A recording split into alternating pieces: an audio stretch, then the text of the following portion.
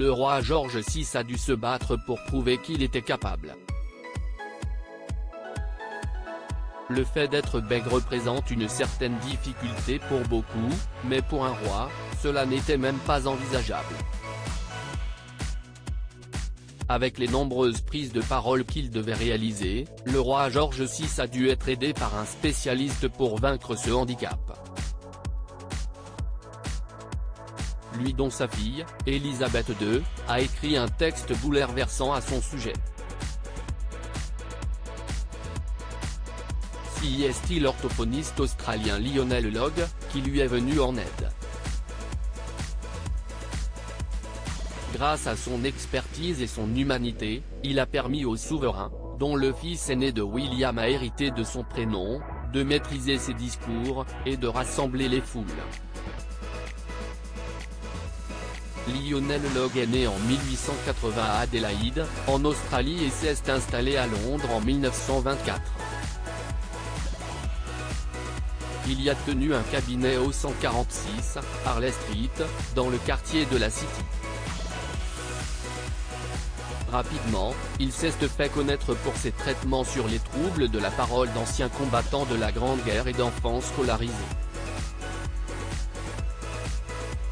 Elisabeth Bowes-Lyon, l'épouse d'Albert, future Queen Mum, reine-mère, a passé la porte de son cabinet en 1926. Elle lui a demandé de vaincre le bégaiement de son mari le duc de York, qui avait donné un tendre surnom à sa fille, alors que d'autres orthophonistes n'y étaient pas parvenus. Lionel Logue a accepté sa demande, et a changé le destin de ce dernier.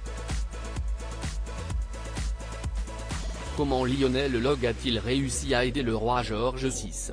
La journée du 10 octobre 1926 fut marquée par la toute première rencontre entre les deux hommes. Celle-ci ne s'est pas avérée réjouissante puisqu'Albert Frédéric Arthur George se braqua rapidement lorsque l'orthophoniste lui posa des questions sur son enfance. Des traumatismes familiaux étaient en effet la cause du bégaiement du roi.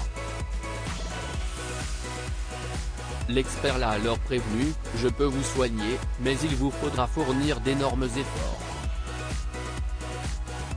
Puis, des résultats sont arrivés à force de beaucoup de travail.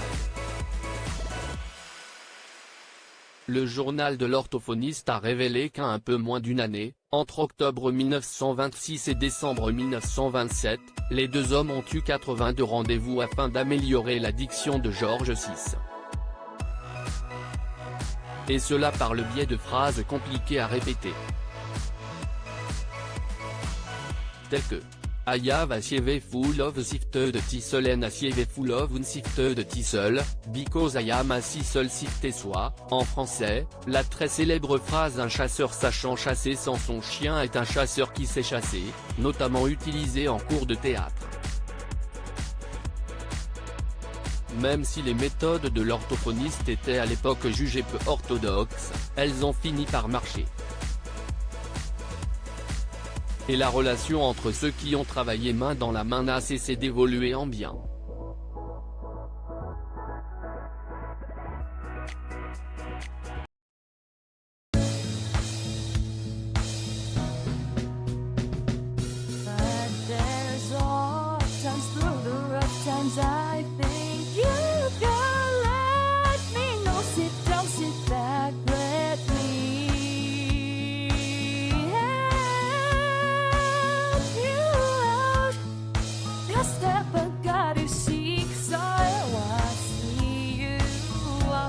On your